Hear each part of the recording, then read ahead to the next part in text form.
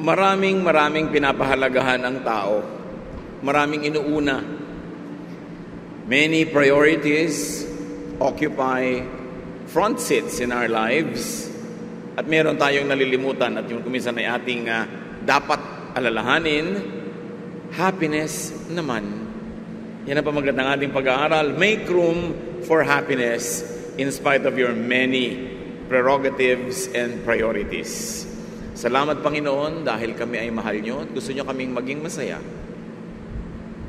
We thank you, Father, that you are concerned about us and you want us to be happy, to be fulfilled, to have a fruitful, meaningful life.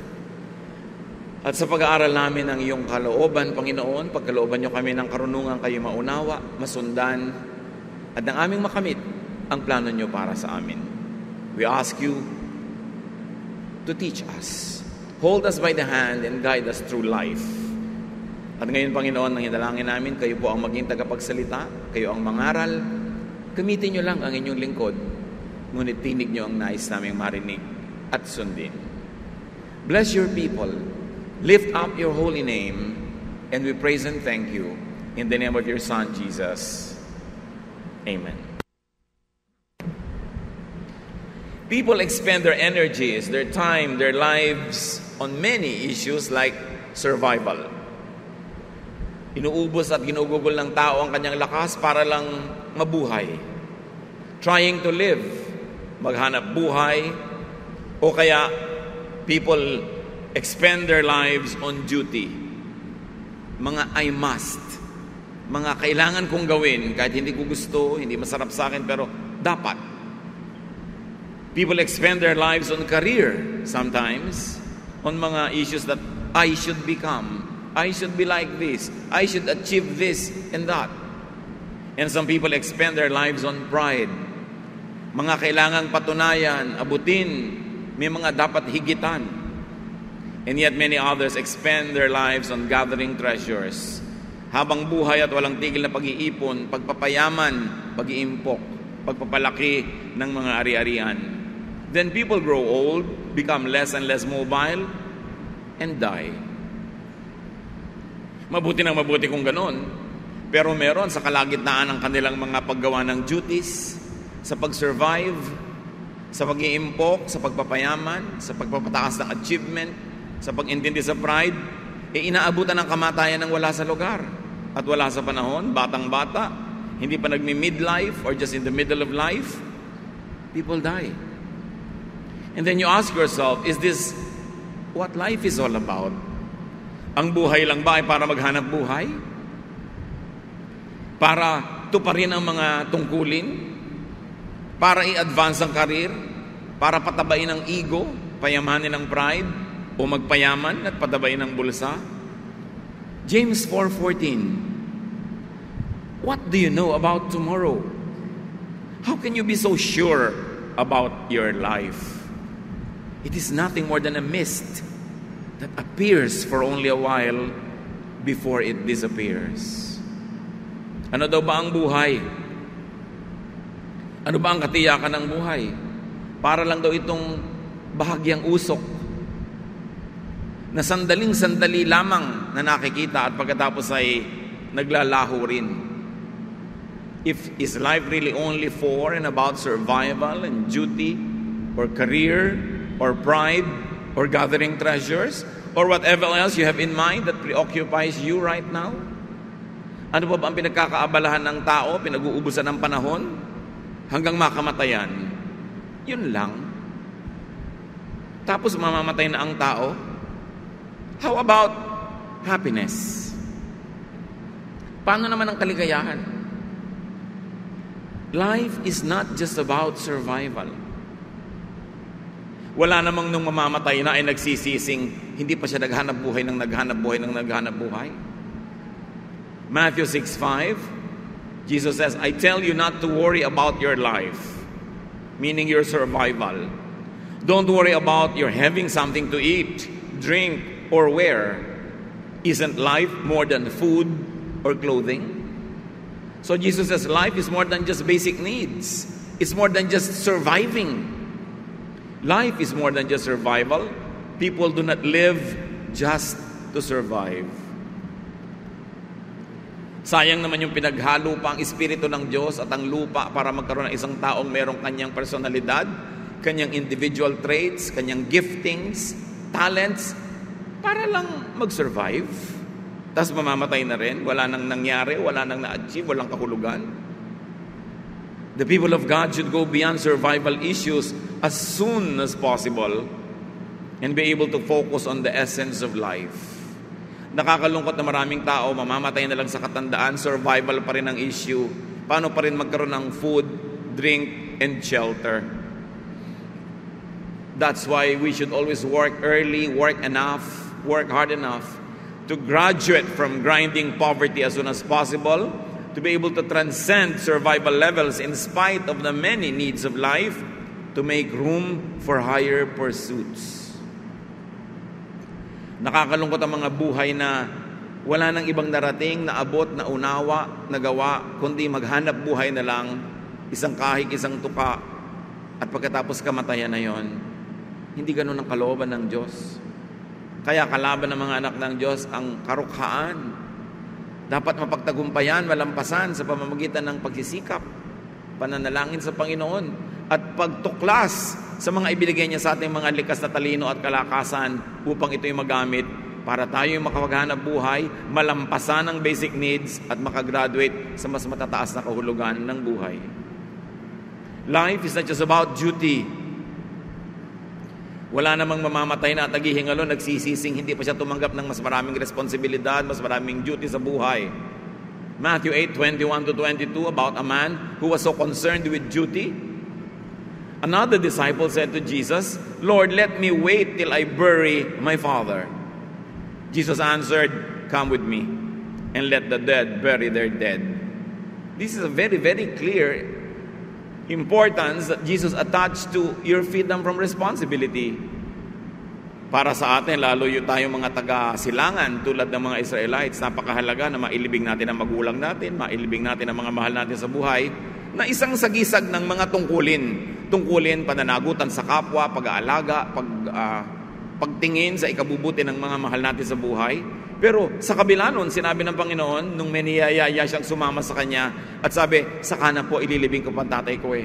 Sabi, hayaan mo na yung mga patay ang maglibing sa patay, ang aasikasuhin natin ay ang mga buhay, sumama ka na sa akin, ngayon na.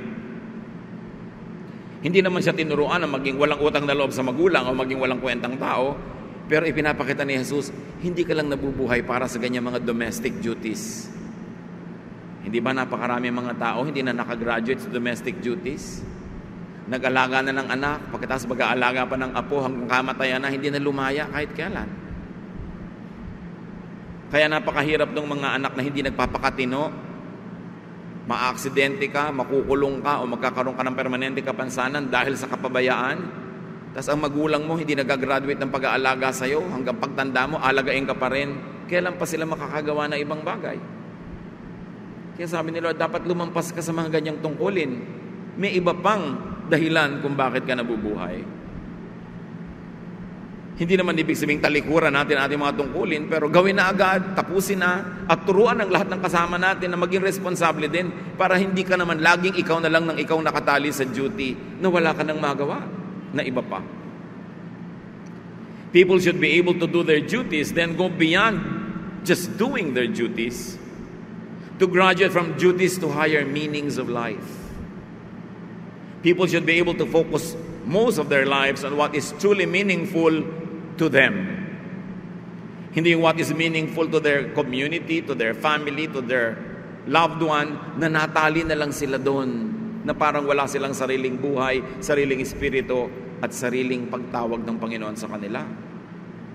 Meaning not to others, but meaning, and not to people's expectations and impositions, but to be able to attach meaning to your life according to what life means to you. What is important to you after you have done your duties to others. So be free from duties, from so many commitments and so many entanglements, as much as and as soon as possible. Do your duty, then move on. Hindi yung mga anak na naging duty na nila na mag-alaga ng magulang, ng kapatid, mamaya pamangkin naman, mamaya mga apo naman ng nanay nila. Hindi na sila gagraduate para makamove on naman sa ibang bagay. Do your duty, pay your dues, but don't get stuck with duties, because God wants you to do many other things, especially things that are meaningful to you, because God loves you, and it is important to God what means a lot to you. Pati ang Biblia, marami pong itinuturo ng pagpapalaya sa sarili, kahit pa nga doon sa mga legally bound. Sabi, kailangan makawala ka kung bigla ka natauhan na natali ka pala ng sobra. Proverbs 6:1-5, My child, suppose you agree to pay the debt of someone who cannot pay alone.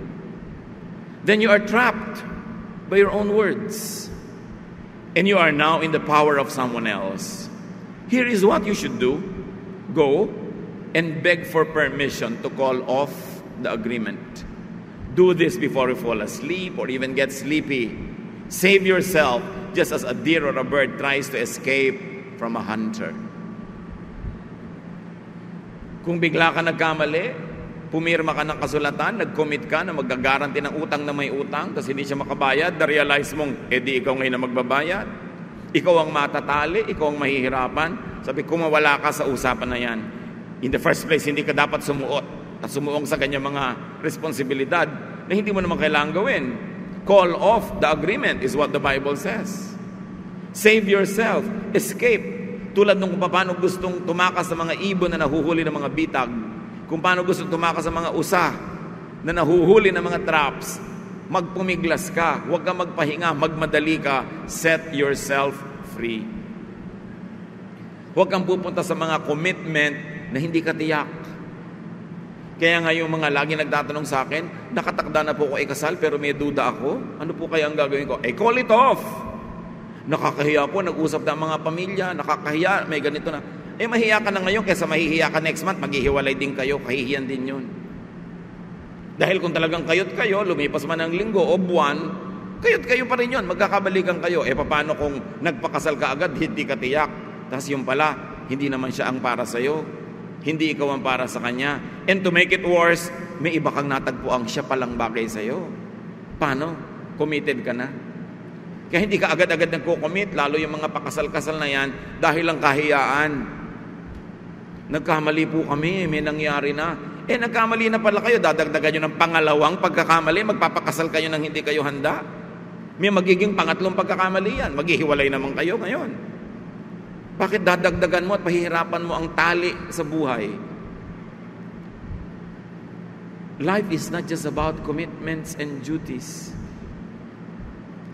Life is not just about career. Merong hindi na matapos-tapos sa pakikipagpaligsahan, pakikipag-contest.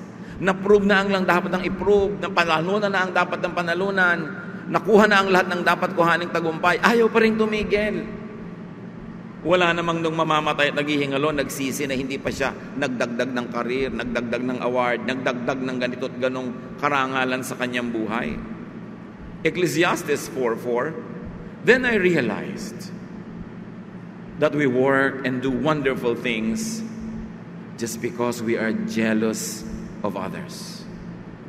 This makes no more sense than chasing the wind. Sabi niya, alam niyo na pag-isip-isip ko, ang daming ginagawa ng tao na kaya ka lang talagang nagpapakahusay, nagpapakagaling, meron ka lang gustong talunin. Nagpapaka-first honor ka, hindi dahil talagang uhaw na uhaw ka sa karunungan at gustong-gusto mong matuto, gusto mo lang mas mataas ang grade mo kaysa doon sa katabi mo. Palaki ka ng bahay, hindi naman dahil kailangan mo, kundi dahil gusto mong talunin yung isang kumari mo sa kabilang barangay na ang laki ng bahay. Sabi, ang dami nating ginagawa. Nahihirapan tayo, nagpapagod, nagsasakripisyo, tinitiis na malayo sa mga mahal sa buhay, tinitiis natin na mawala ng mga kaibigan, tinitiis natin ang hirap. Para ano? Para ka lang maging number one? Hindi naman lahat ng nagiging number one masaya. Hindi naman lahat ng nananalo o may napakalaking karir, talagang masaya sa buhay.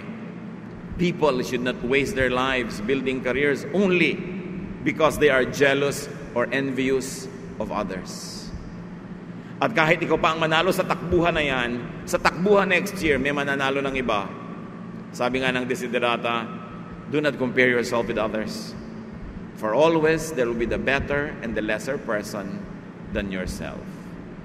So be happy achieving, be happy doing great things, but do not achieve more than you need in life.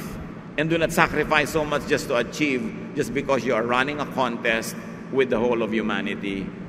It is vanity. It is a chasing after the wind. Sayang ang life. Sayang ang time. Sayang yung months and years. Careers do not define life. Careers can add spice to life. Careers can bring good things to life, but you don't live and you don't dedicate your entire life just to have a career.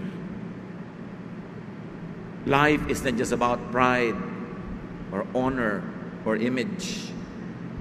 Wala namang namamatay itong naghihingalo, nagsising sayang, hindi ko pa nadagdagan ang pride ko. Sayang, mas hindi ko napaganda ang image ko.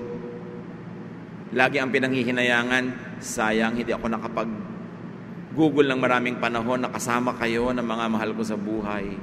Sayang, hindi ako nakapasyal ng mas marami pa. Sayang, hindi tayo tumawa at kumain ng mas marami pang beses, mga mahal ko sa buhay. People work, sacrifice, do all sorts of things just to feed their ego, their pride, and their image. Aanin mo ang image. Ang mahalaga, masaya, payapa, tahimik ang buhay. Marami mga magulang, sobrang i-drive ang mga anak, minsan to the point of cruelty, just because of image, just because of what people will say. Kailangan mag-pretend ka, kailangan mukha kang mahusay for the sake of what people will say. These people that will say things will never make you happy anyway. Dapat mahalaga sa atin, mga kapatid, kung sino ang mahalaga. Sino ang papahalagahan natin? Yung pag natumba ka dyan, yung magbabangon sa'yo. Yung pag nagkasakit ka, mag-aalaga sa'yo. Yung pag namatay ka, maglilibing sa'yo. Yun ang mahalaga. Hindi mga kapitbahay na chismosa. Hindi mga critics na kailangang impresen. Ang mahalaga, yung taong nagpapahalaga rin sa'yo. Kadalasan nalilimutan natin yon. In our strive for pride, for honor, for image, we neglect and sometimes we are even cruel to those who love us. Aanin mo ang paghanga ng madla. When you talk to everyone, you talk to no one. When everyone adores you, it doesn't mean any one of them in particular loves you. Kaya dapat pinapahalagahan natin. Bakit? Again, sayang ang panahon. Sayang ang buhay. What is life? Sabi sa Bible, 70 years. At kung malakas ka, 80. Kung sobra kang pinapalad, baka madagdagan pa. Pero pagkatapos noon, the dust returns to the ground where it came from, and the spirit returns to God. Sayang yung buhay kung hindi ka naging masaya. Kung hindi ka nagpasaya ng mga nagmamahal sa'yo, at hindi ka naging mapayapa at tahimik. Feeding one's pride is a waste of time, talent, and energy, and a waste of life itself. 1 John 2:16, our foolish pride comes from this world, and so do our selfish desires and our desire to have everything we see. None of this comes from the Father. Sabi lahat ng ito yung mga kahangalan lamang. Mga paghahangad na nanggagaling lang dito sa lupa, hindi ito nanggagaling sa langit. Wala itong kahihinatnan at walang mapapalang mabuti ang mga taong gugugulin ng panahon nila sa pride of life, lust of the flesh, and lust of the eyes. Life is not just about gathering treasures. Up to a point, it is important to have treasure. Pero dapat alam natin kung hanggang saan lang ang necessary, because every treasure we add to our lives, sometimes ang mahal ng bayad. We pay with time, we pay with talent, we pay with other treasures, and most of the time we pay with relationships. Na sa pagpapayaman, kumisan ang nasasacrifice, aking pakikipagmabutihan sa kapwa. Sabi ng Panginoong Jesus sa Matthew 6:19, don't store up treasures on earth. Moths and rust can destroy them, and thieves can break in and steal them. Sa isang iglap, lahat ng iniipon mo pwedeng manakaw, pwedeng masunog, pwedeng bahain, pwedeng matabunan ng lahar. Ang daming dilubyo na pwedeng mangyari sa iniipong kayamanan. Hindi naman sinasabing huwag kang magkaroon ng sobra, pero huwag kang magpakasobra-sobra sa paghanap ng sobra dahil maraming masasakripisyo sa buhay. There is no need to expend energy gathering more than what one needs. Never try to satisfy your wants. You can never do that. Your needs, that's all right. Exodus 16, 15 to 20. Nung nasa disyerto ang mga Israelita, wala silang pagkain, nagpapaulan ng tinapay ang Diyos mula sa langit. Ang sabi ni Moses, mangolekta kayo pero yung kailangan nyo lang, huwag kayong magkukolekta ng sobra. The people had never seen anything like this and they started asking each other, what is it? Moses answered, this is the bread that the Lord has given you to eat.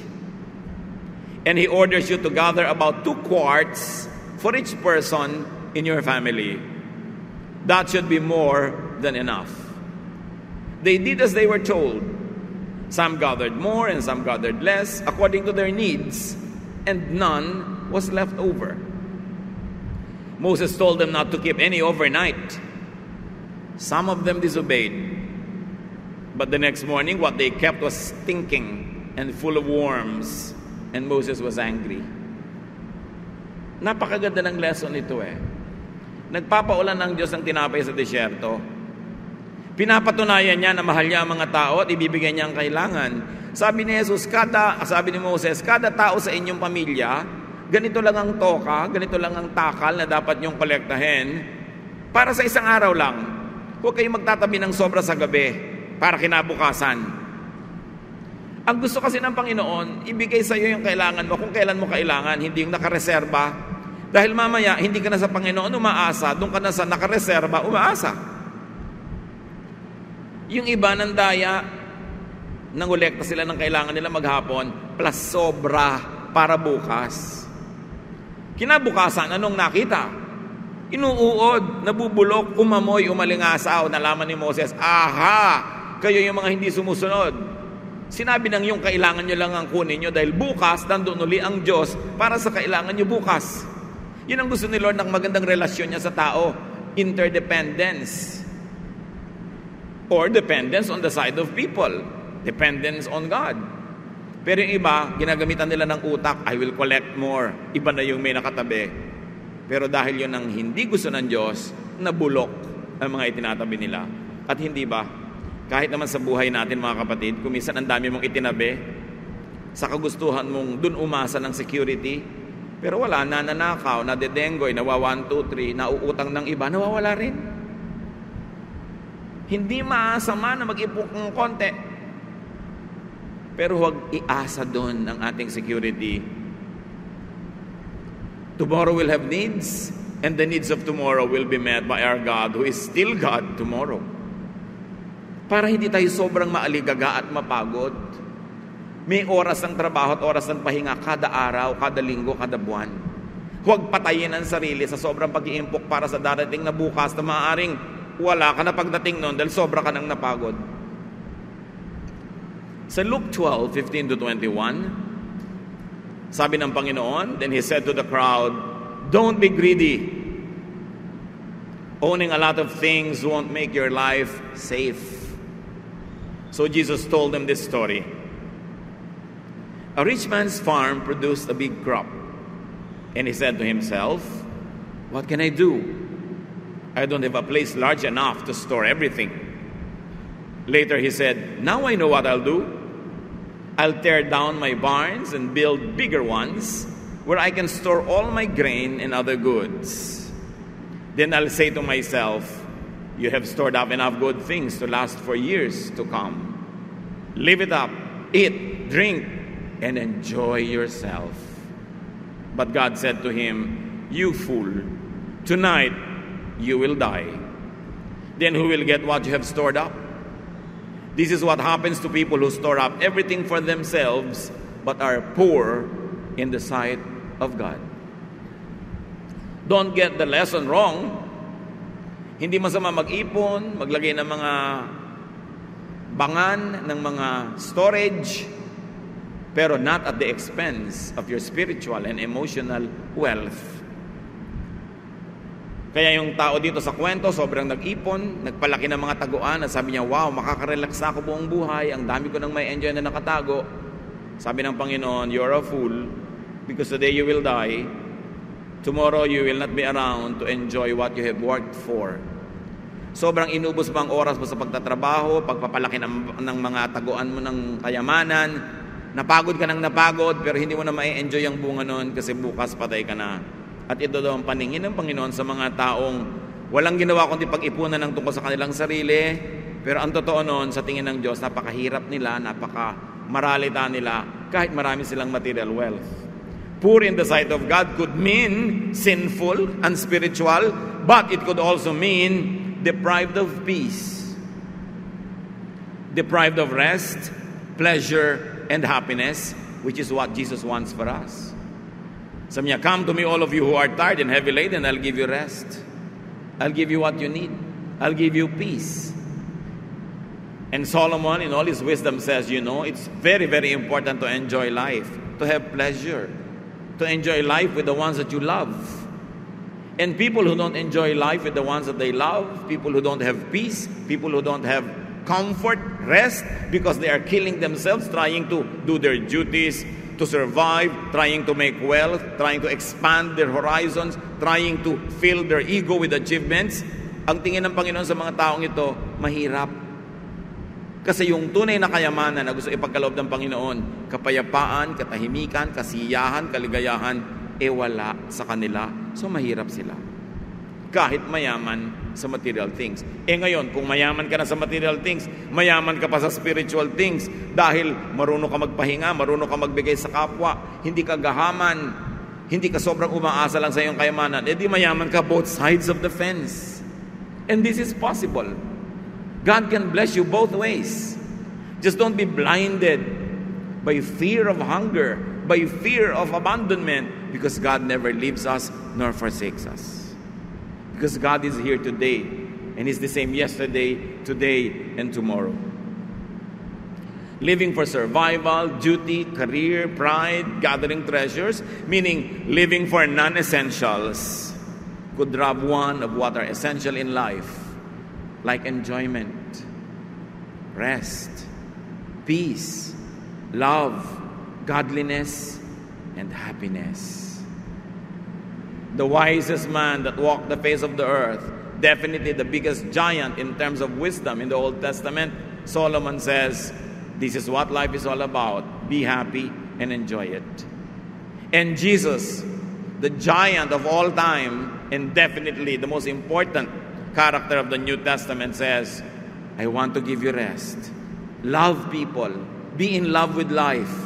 And this is the same man who was called by the religious establishment as a glutton and a drunkard, because always attending dinners, he was having a good time with people, even with sinners. He fellowshiped with them to win them for the kingdom of God. And these are the two great examples of the Old and the New Testament that believers must make their models. Not hermits, not people who always teach us na huwag kumain, magtiis, magdusa, magsakripisyo, magtrabaho to death. These are not the models. Jesus, the perfect example, was a man who had a balanced life. He knew how to be with people, how to enjoy with people, and the people around him obviously enjoyed him too. Kaya sila ay palagay ang loob sa kanila. Then what life is for? Live to do God's will. Live to enjoy. Live to be happy. Yun ang mayaman sa tingin ng Diyos. Kahit gaano karami ang pera mo sa bulsa, mabuti kung marami, pero kahit konti o kahit wala, if you are living doing God's will and enjoying life, whatever God gives you, you have contentment and you know how to make much of little, and you live to be happy, you make people around you happy, and you are happy yourself, you are rich. Because God wants you happy. Ecclesiastes 12:13, everything you were taught can be put into a few words. Respect and obey God. This is what life is all about. Now, magkalinawan tayo. Ano bang ibig sabihin ng respect and obey God? Magpenitensya, magtiis, mag-ayuno araw-araw, say no to everything that you want to do, and say yes to everything that is sacrificial and hard and difficult? I don't think so. Because Jesus says in John 10:10, I came so that you may have life and have it abundantly, so that you will have it to the full. In other words, that the will of God through Jesus is that we have a full, abundant life. Sobra kasing nag-glorify sa relihiyon yung laging nagpa-fast, yung laging nagtitiis, laging saying no to physical needs and physical wants. Samantalang Diyos din naman ang nag-design ng ating katawan at siya din ang nag-design ng ating mga needs. So bakit lagi mong sasabihin ng no? Diyos ang nag-design nun. So respect and obedience to God means respecting what is natural in you, what is true in you, and giving your body what it needs and wants, so long as you don't steal it from others. And so long as you don't sell your soul to the devil just to have what you want. But to keep on denying yourself, hurting yourself, is really the opposite of respecting God who wants you to be happy. Respect ba sa God yung lagi kang hirap na hirap? Kahit sinasabi mo pa na sa ministry, Jesus says, come to me and I'll give you rest. My yoke is easy, my burden is light. Ganun tayo kamahal ng Diyos, pati ang pagpapahinga, iniutos niya as one of the 10 commandments. Para matiyak niya na magpapahinga ang mga tao. Respect for God means resting in the right time. Pero syempre, hindi naman araw-araw rest. 6 days of labor must be broken by a day of rest. God is very good. God is very kind. We've got to get reacquainted with God and His true intention for people. Respecting God's design by being relaxed and rested and at peace. By being happy. Huwag nating masamain ang kasiyahan kasi hindi sadista ang Diyos. Gusto niya tayong masaya. Kaya si Solomon, ang pinagkalooban ng pinakamataas na uri ng karunungan, ano ang kanyang centerpiece teaching? Ecclesiastes 8:15. So I think we should get as much out of life as we possibly can. There is nothing better than to enjoy our food and drink and to have a good time. Then we can make it through this troublesome life that God has given us here on earth. Sabi niya, oo, alam naman nating lahat, maraming hirap ang buhay, maraming sakit. May mga mahal ka sa buhay na may sakit, na mamatay, hindi matutupad lahat ng pangarap. So ano na lang ang comfort nating mga tao? Let's make do with what is available. Let us enjoy the food and the drink that God gives us. Let's have a good time, because that's how we are fortified and strengthened to face many dark days. Ecclesiastes 7:14, when times are good, you should be cheerful. And when times are bad, think what it means. God makes them both to keep us from knowing what will happen next. So basta may pagkakataong sumaya, magsaya. Huwag sayangin ang pagkakataon. Pagkakataon ng sumaya, may naglilibre, kain. May naghahanda, pumunta ka, mag-enjoy ka. Kasi may mamamatayan din. Pupunta ka rin, mag-aabuloy ka, malulungkot ka, makikipaglibing ka rin. Kaya marambuti na yung maraming baon na kaligayahan sa buhay para may nawi-withdraw ka na happiness in times of sadness, at ang balance mo pa rin dapat, kahit maraming nawi-withdraw, happiness pa rin. Mag-ipon ka ng maraming happiness sa puso. Create good times so you would be happy. Laging mag-imbento ng kasiyahan, basta hindi masama. Hindi nakakasama sa kapwa at sa'yo. Laging pasayahin ang sarili. Do not create bad times. Do not intentionally do things that make you sad. Ang dami niyan. Sa airport, iiyak ka ng mga mahal sa buhay kasi hiwalay yan. Magkakahiwa-hiwalay. Tapos tatanungin mo, sino bang namuwersa sa inyo na mag-abroad? Wala po. Pero meron kaming ambisyon. We need a house. Meron kaming mga plano. Kailangan namin ito. Kailangan namin ng maraming cellphone na iba-ibang kulay. Meron kaming balak. In other words, mapupunta ka dun sa survival, duty, pride, achievement, career. Pero hindi naman talaga sila pinipilit ng Diyos maghiwalay, pero talagang iiyakan ko, takot-takot. Bakit yung ginagawa yan? Malungkot pala kayo. Kailangan po. Gaano katagal yung kailangan? Hanggang ilang taon yan abroad? Hanggang May po. Hanggang May langis. Walang uwian hanggang may langis sa Arabia. Eh di nalungkot ka. Ang tagal-tagal nun. O dumadami yung pera mo, nagkakabahay kayo, pero masaya ba kayo? Tapos uuwi na lang siya kung minsan, nakakahuna, patay na. O uuwi siya, libing na ng mahal sa buhay. Ganun ba yun? Alam natin, meron tayong economic realities. Pero timbangin mo, kapatid, kung sulit yung ibinabayad mong lungkot sa napapala mo para doon sa mga pinag-usapan natin, pinag-uubusan natin ng panahon. Yung mga paghihiwalay at paglalayo na hindi naman kailangan, di self-inflicted na sadness. Kung minsan hindi lang sadness dahil mamaya nararahuyo, na-attract sa iba pag matagal nang wala. Bitterness naman, anger, acrimonious separation, nasisirang mga pamilya. Isipin kung sulit. Paggawa ng mali, pagsira sa sarili, sobrang bisyo, pagpapatalo ng mga kinikita sa mga pagsusugal. Sasaya ka ba sa ending niyan? Ang daming bayad niyan. Siyempre, pag nagbabayad tayo, marunong ka dapat debit, credit. Sulit ba? Ano yung mga naging credit sa buhay ko nito? Kailangan iniisip. Ang mahalaga, masaya. Some basic needs have to be met, and beyond that, you should prioritize being happy. Lagi mong itatanong, kapatid, nakakapagpasaya ba yan? Sabi ng asawa mo, yung manugang mo, kailangan nating kontrolin, ganyan-ganyan, ganyan-ganyan. Pero ang itatanong mo, nakakapagpasaya ba yan? Gagawin mo na yan, my wife, sa ating manugang.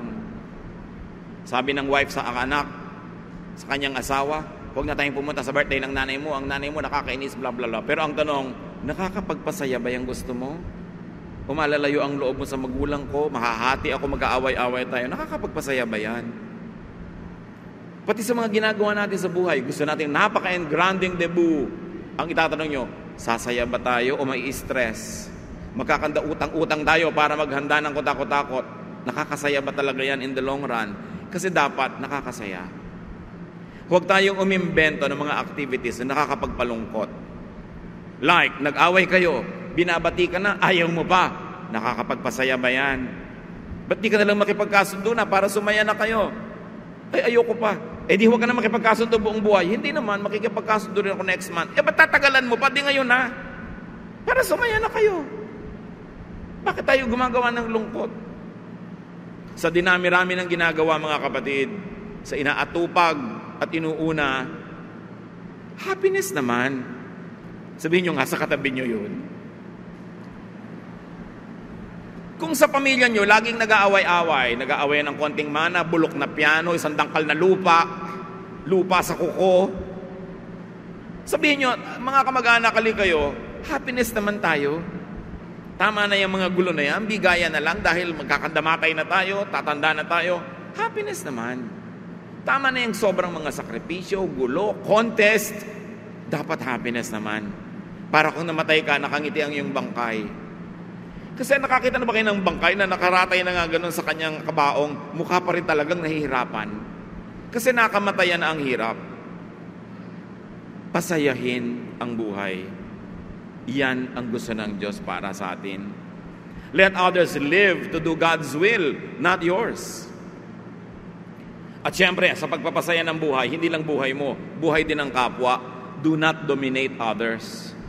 Hayaan mong hanapin nila ang pangarap nila, sundin nila ang kagustuhan nila, ibigin nila ang gusto nilang ibigin, mahalin nila ang gusto nilang mahalin. Kasama yun sa pagpapasaya ng buhay. Hindi dinidikta sa mga anak kung sinong mamahalin nila. Bagamat we can advise, and because of experience, many parents can detect a problem in-law to be. Kaya makikinig kayo mga anak sa mga magulang, but at the end of the day, yung magpapakasal, yung iibig, ang magpapasya. At ano man ang gawin niyang pasya, lalo't pinakasalan na at asawa na, mga biyanan, tanggapin nyo na ng buong buo. Kasi asawa na yan ang anak nyo. Magulang ng inyong apo. Ayaw nyo pang tanggapin, iniirap-irapan nyo, sinisipa-simangutan. Nakakapagpasaya ba yan? Yun ang tanong. Ano ba makakapagpasaya? Di tanggapin mo na, total, miyembro na ng pamilya mo. Nakakabit na sa kanya yung apelyido nyo ng inyong marangal na angkan. Di tanggapin mo na para masaya. Do God's will, not yours. Let others live to enjoy their way in their terms, not in your terms. Malakas magpalungkot yung dinodomina mo ang kapwa. Ikaw ang nagdidikta sa kanya kung paano siya mabubuhay. Not even God does that. Let others live to be happy. Gawin nating ministry, mga kapatid, magpasaya ng kapwa. Yung iba ang daming ministry sa church, ha? Makuba-kuba na sa ministry. Wala nang oras sa sarili at sa pamilya sa ministry. Pero wala namang napapasaya. Yung iba nga ang ministry pa, mamintas. Mang chismis, mang judge. Look, magpasaya tayo ng kapwa. Ang magandang mission yun. Kahit wala kang doktrina, kahit wala kang official title, pag nagpapasaya ka ng kapwa, ang tingin sa'yo ng Diyos, ang galing-galing na worker, ang yaman-yaman, ang buti-buti. Kasi ang ministry ni Jesus, magpasaya ng tao. Tumanggap ng tao, magmahal sa tao. Set people free, especially if you have the power over them. Power is given by God. Use power to act like God, and God loves. God sets free. God nourishes. Kung tayo nakakahiram ng kapangyarihan, ano man yun, gamitin natin para magpasaya, hindi para magpalungkot. Gamitin natin para magbigay, hindi para magnakaw sa kapwa. Gamitin natin to make the world a better place. And always ask the question, pampasaya ba yan? Pag meron kayong tantrum, meron kayong palabas sa buhay, may arte, itanong mo muna sa sarili mo, manalamin kayo kapatid, sabihin nyo, pampasaya ba ang arte mo? Kung hindi, tigilan. Sayang ang buhay.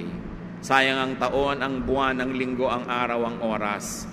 Kung lungkot, imbes saya ang ating kapiling. Sa mga puro na lang survival, duty, career, pride, gathering of treasures, happiness naman. Life is short. Happiness for you and your loved ones, and very especially, happiness for those who love you. Pasayahin natin yung mga nagmamahal sa atin. Huwag natin silang laging punuin ng worry, pag-aalala. Patahimikin natin ang loob nila. Mga anak, kung gusto ng mga magulang yung umuwi kayo ng maaga para mapayapa ang loob nila, pasayahin nyo sila. Huwag yung papag-alalahanin. Be responsible parents para ang mga anak hindi natatakot, na-insecure about their future. Alam nyo, ting nagtatalo at nag-aaway ang mag-asawa, na-insecure ang mga anak, baka maghiwalay sila, paano kami? Be kind to those who are around you. Why do things that prevent happiness? This is the greatest deception of the devil. When you are induced to do things that make you and other people unhappy, this is not the work of God. This is the deception of the evil one. Why do things that cause unhappiness? Ama namin, salamat sapagkat kayo'y mahal namin at mahal nyo kami. Salamat dahil gusto nyo kami maging maligaya sa buhay. Ipamukha nyo sa amin kung anong mga pagkukulang namin na lumilikha ng lungkot sa aming sarili at sa kapwa. Turuan nyo kami maging responsible para sa aming sarili, para rin sa iba, para mas maraming sumaya, mas madalas, mas tumagal ang kasiyahan, at maharap namin ang lahat ng hamon ng buhay na cheerful, empowered by you and by your love. And Lord, as we make others happy, as we make ourselves happy in good ways, may we glorify you and may we give you delight. Pagbulay-bulayan natin sumandali mga kapatid ang kahulugan ng mga pinag-aralan natin na ito at hingan sa Diyos ng application sa pang-araw-araw na buhay. Let's bow before the Lord and spend some time in silence. Oh Lord, teach everyone. Kayo na nakakaalam ng bawat detalye ng buhay ng bawat isa. Teach us how we can be happier and how we can make other people happy. And we thank you that you want us to be happy. Be alone with the Lord in silent reflection.